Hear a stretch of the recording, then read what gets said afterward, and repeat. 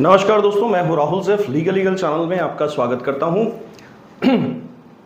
आप जिस भी केस को लड़ते हैं उसके अंदर सबसे ज़रूरी चीज़ क्या होती है कि उस केस का सही लॉ का यूज़ आपको पता होना चाहिए, यानी लॉ अब्यूज़ नहीं होना चाहिए प्रोसेस के अंदर।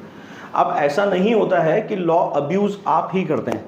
कई बार इन्वेस्टिगेटिंग एजेंसीज जो कि खासतौर से पुलिस होती है या फिर कोर्ट के अंदर चलती हुई कार्रवाई में कई बार जो जस्टिस के लिए जजेस होते हैं उनसे भी अब्यूज़ हो जाता है प्रोसेस का।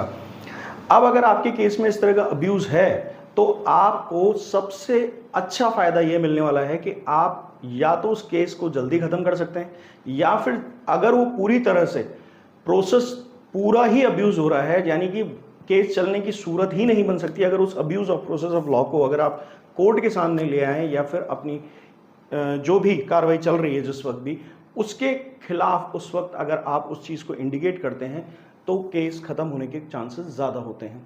देखिए, ये चीज़ अक्सर लोग समझने में बड़ा टाइम लगा देते हैं और ये नहीं समझ पाते हैं कि हम क्यों लड़ रहे हैं केस। इसकी बजाय उन्हें लगता है कि केस तो लड़ना ही पड़ेगा। ये एक ऑब्वियस प्रोसेस मान लिया जाता है झूठे केसेस में। मैट्रिमोनियल डिस्प्यूट हो, 376 का केस हो, 370 का केस हो, 354 का केस हो, इनके प्रोसेस हैं। ऐसा नहीं है कि इसके अंदर औरतों के लिए औरतों की पीड़ा को समझकर बाकायदा ये प्रावधान किया गया है कि एफआईआर तो लॉन्च होगी होगी, ऐसा बिल्कुल है।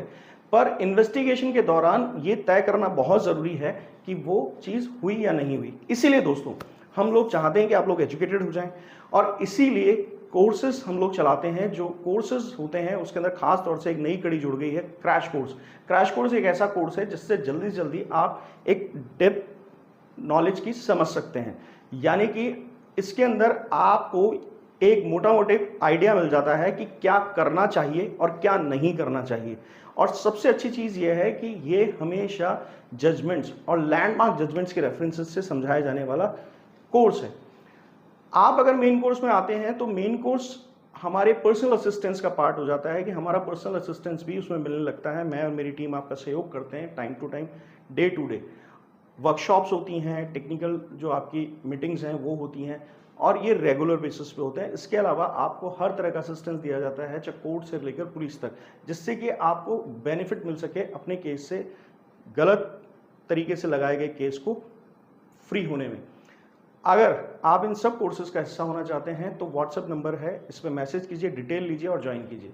आप अगर किसी कानूनी समस्या का समाधान मुझसे चाहते हैं, यहाँ पे अपॉइंटमेंट लीजिए, आपको मैसेज के थ्रू सारी डिटेल्स मिल जाएगी, फिर आपको अपॉइंटमेंट के अनुसार बात करने का मौका दिया जाएगा। मैं आपसे खुद बात करूंगा। आते हैं आज के मुद्दे पे। बात यह है कि अगर इन्वेस्टिगेशन का फेलियर आपके केस में है तो फिर केस चलना नहीं चाहिए। ये बात जब भी हम अक्सर लोगों से भी सलाह मशवरा करते हैं, काउंसलिंग जो आप रेगुलर लेते रहते हैं बुकिंग करा के कंसल्टेंसी के लिए, इसमें अक्सर ये मैंने देखा है कि लोग इस बात पे विश्वास करने पर पता नहीं क्यों आमदा नहीं होते कि भाई हमें मानना चाहिए कि इन्वेस्टिगेशन गलत हुई है। अब इन्वेस्टिगेशन में जो सबसे मेजर फॉल्ट है वो जरा समझ लीजिए। मैं किसी पूरी डिटेल इन्वेस्टिगेशन की बात करने की जगह एकदम स्पेसिफिक बात करता हूं, वो है स्त्री धन। क्या स्त्री धन तय था आपके और आपकी पत्नी के बीच में? इस बात को पुलिस को पुख्ता करना पड़ेगा। ये वो लोग भी समझें सॉल्यूशन को जो लोग अभी केस को आगे ले जा चुके हैं, 1-2 साल 5 साल उनका केस पुराना हो चुका है, स्त्री धन की लिस्ट वहां मौजूद है। मुद्दा यह है कि आपने ये कोर्ट को क्यों नहीं बताया कि इन्वेस्टिगेशन एजेंसी यानी कि आपकी पुलिस जो है जिसने भी ये केस आप पे दायर किया है, वो स्त्री धन की लिस्ट जो है वो कोर्ट में जबरन आपसे साइन करा के पेश कर रही है। जी हाँ, इसे जबरन ही कहेंगे। ना तो स्त्री धन की लिस्ट आपने बनाई, ना उसके ऊपर आपने किसी भी तरह से सहमति दी, सिर्फ एक चलती हुई फॉर्मेलिटी में या तो साइन कराया गया है। आपने मना किया तो डरा धमका के किया, या कुछ लोग ऐसे भी होंगे जिन्होंने शायद साइन नहीं किया होगा, वो बहुत कम लोग होते हैं।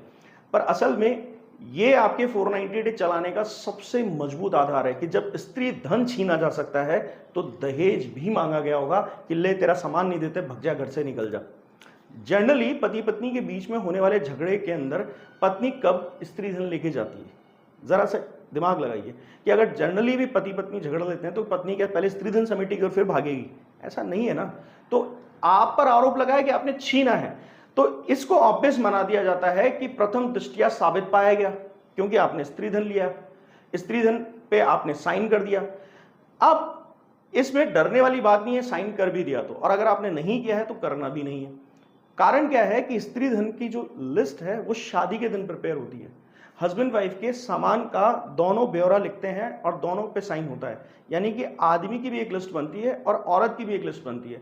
और ये मैं सीधा सीधा डॉरी प्रोविजन एक्ट के अंदर बात कर रहा हूं, यानी कि वहां ऐसा प्रावधान है। अब जब वो लिस्ट जो होती है आप लोग आपस में एक्सचेंज करके अपने पास रख लेते हैं और उसमें 2-4 आपके और भी रिश्तेदार और गवाहों के रूप में वहां पर साइन कर देते हैं।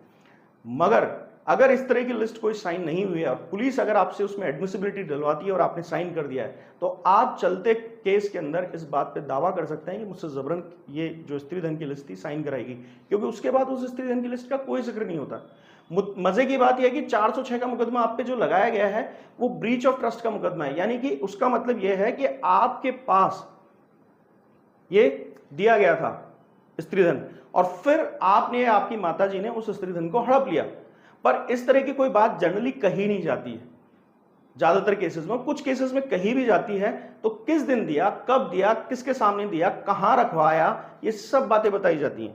और इसका सबसे बड़ा फायदा आपको तब मिलता है जब ये बात पत्नी साबित नहीं कर पा रही होती है। लड़ रहे आप 498A, लड़ते रहिए। मैं ईमानदारी से कह रहा हूं 406 पे अगर आपने दावा ठोक दिया तो 498A ऐसे ब्रेक लगेंगे जैसे 200 की स्पीड पे भागती हुई गाड़ी को एकदम से हैंड ब्रेक खींच के और ब्लॉक कर दिया जाता है, सामने जाके कोई एकदम से पत्थर से टकरा जाती है और वहीं की वहीं क्रैश हो जाती है। ये इतना आसान तरीका है, क्योंकि स्त्री धन की डिमांड कभी नहीं होती है पति की तरफ से। सिर्फ ये कहा जाता है छीन लिया या हड़प लिया, जो कि साबित करने योग्य अपराध है।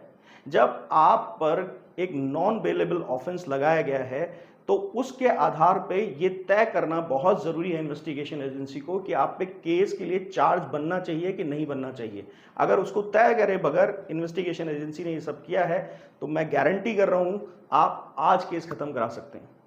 पर इस बात को समझने के लिए आप ज्यादा डिटेल में जाना चाहें तो ये कर सकते हैं कि हमें पर्सनल काउंसलिंग में आकर बात कर सकते हैं कि इसके बारे में आप कोई और डिटेलिंग चाहते हो, क्योंकि देखिए वीडियो की सीमा होती है, और या फिर कोर्सेज ज्वाइन करके तेजी से अपना केस खत्म कर सकते हैं।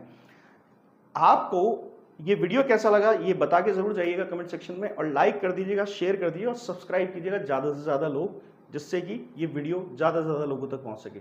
Thank you.